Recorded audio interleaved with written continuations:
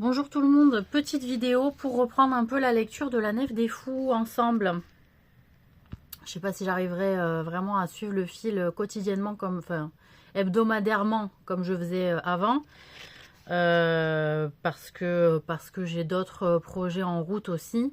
Mais bon, on s'est fait une bonne épaisseur de lecture ensemble, vous voyez. Donc voilà, on en est là dans le bouquin. On a pas mal exploré différents profils de fous. Enfin, on va continuer quand même parce que je vois que ça plaît. Il y a des personnes qui regardent. Et écoutez, ça fait plaisir. Donc, on commence par le texte querelleur et plaideur. Durer nous dit « Aux fous, je veux carder le poil, qui font des querelles d'enfants et croient tromper la vérité. » Donc, je vous laisse voir où je suis.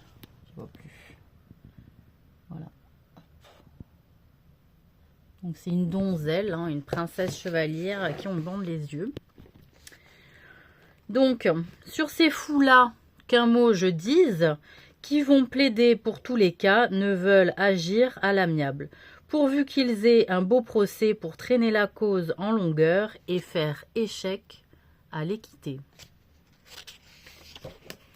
C'est des choses dont on peut être témoin, effectivement, lors d'un procès, hein, c'est-à-dire les gens se querellent et augmentent la querelle, et en réalité, le problème de fond n'est pas traité.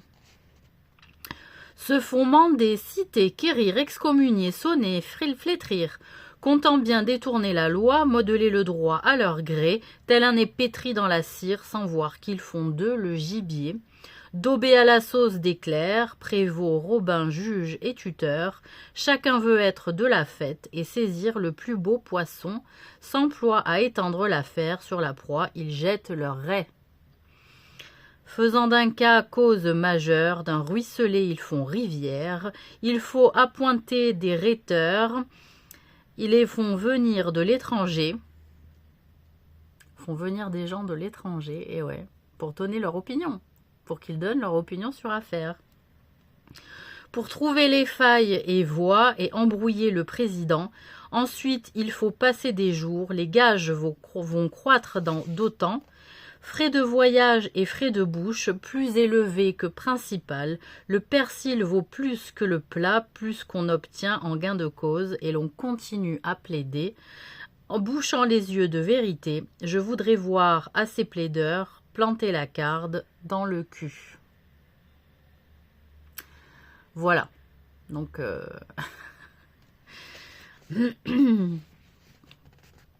ensuite, autre texte. Des fous grossiers. Les grossiers personnages. Durer nous dit « Vulgarité et mots obscènes sonnent la ruine des mœurs saines, sonnez point trop cloche au cochon. » Donc là, on a le dessin.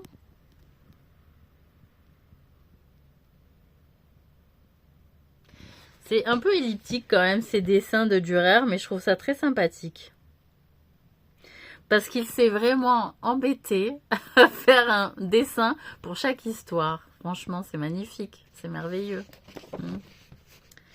Des fous grossiers. Nous honorons un nouveau saint, il porte un nom, c'est Saint Grossien. Chacun le célèbre en tout lieu, par de raides obscénités. Pour la farce, on revêt son froc, un habit fort, peu reluisant.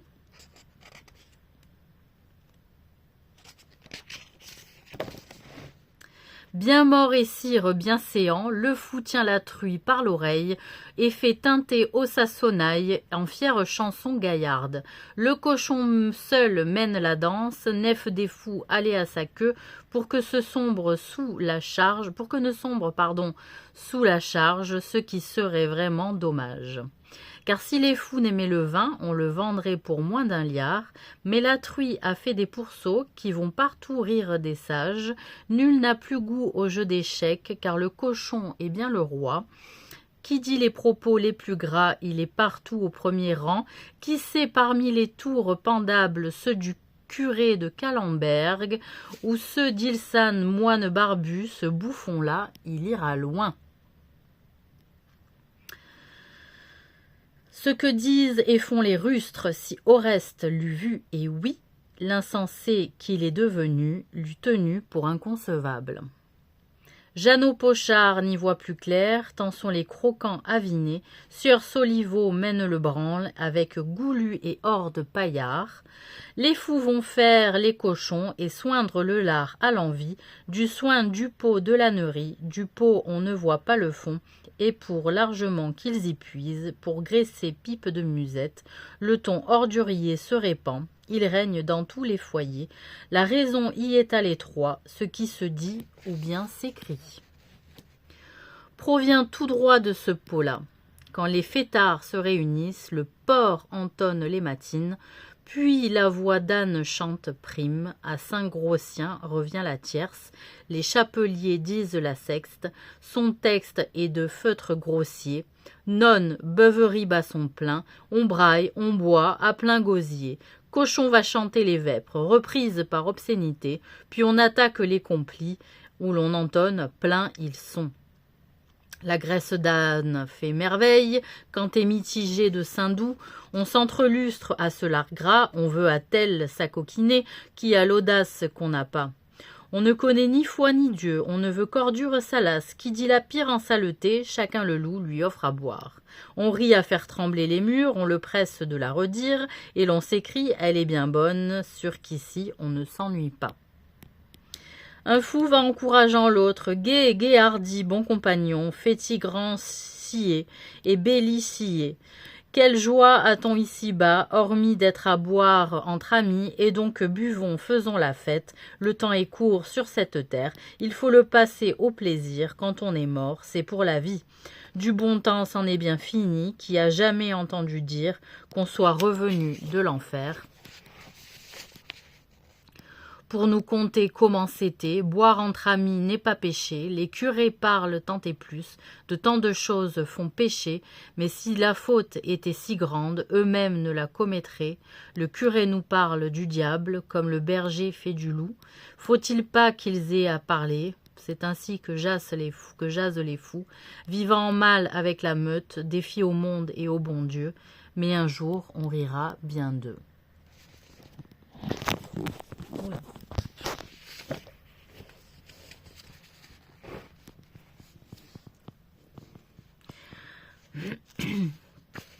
Autre texte, on terminera par celui-ci. De prendre l'état d'ecclésiastique. Durer nous dit, tel veut entrer dans le clergé, prendre l'habit qui fait le moine, qui peut un jour le regretter.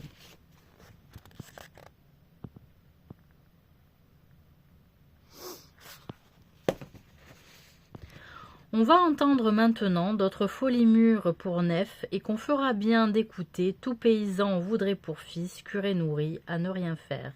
Un monsieur qui a les mains blanches, la religion n'y est pour rien, pas plus le salut de son âme, il veut avoir un homme en place qui nourrira frères et sœurs.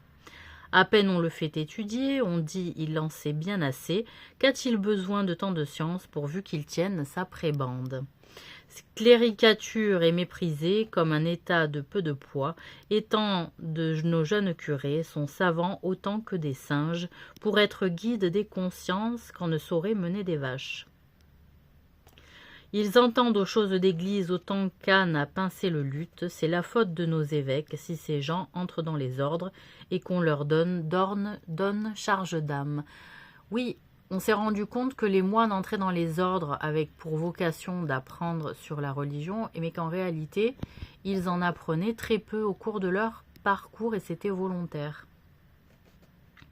Il nous faudrait des gens de bien, de bons bergers avisés sages, qu'ils n'aillent dévoyer les bêtes, mais nos jeunes godelureaux se font curer avec l'idée d'avoir de tout à satiété, et cependant, tout n'est pas d'or.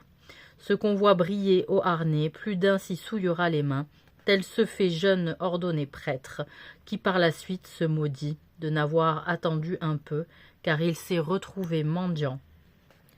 Que n'a-t-il attendu sa cure avant de prononcer ses vœux, il n'en serait pas rendu là. On consacre sur protection, qui d'un puissant, qui d'un chanoine, des prébendiers à maigre table.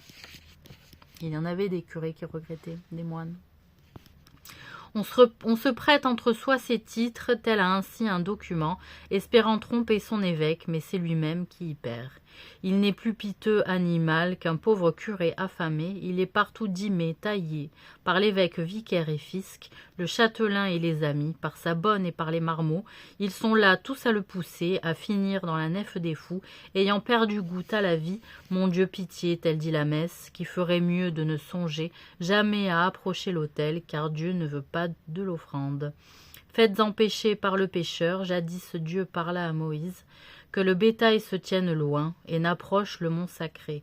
Craignez sinon mon châtiment. Usa toucha l'arche de Dieu et tomba mort là sur le champ. Dathan mourut et Abiram. Et Corée qui toucha l'encens, table moniale tenterée, qui veut se chauffer au couvent et pourrait rôtir en enfer. Mais allez donc, prêcher des fous. On pousse à entrer dans les ordres, maint garçon encore des enfants, ne savent si c'est pour leur bien ou leur mal. Trop tard ils y sont. Avec le temps ils s'y font, certes, mais parfois cher il leur en coûte. Ils maudissent alors tous ceux par lesquels ils ont fait ses vœux. Entrent bien peu dans nos couvents, qui sont d'âge à en décider. Certains le font pour le bon Dieu, et beaucoup pour leur ventre creux. N'ont aucun respect pour l'État, agissent sans la moindre foi. C'est vrai surtout dans de tels ordres, qui n'ont de règles à observer. Ces moines sont de fiers matins, fort débridés, tenus à rien. Mieux vaut n'être point dans les ordres, que d'y entrer dans le désordre. Et voilà, on va s'arrêter ici. Et on se retrouvera lundi prochain, Inch'Allah, pour la suite. On est à la 216e page et nous sommes sur un livre qui en a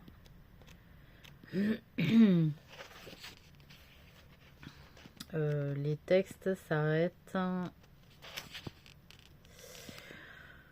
352. Voilà. Donc, il nous reste un peu plus d'une centaine de pages. Allez, bon appétit à tous et bonne soirée.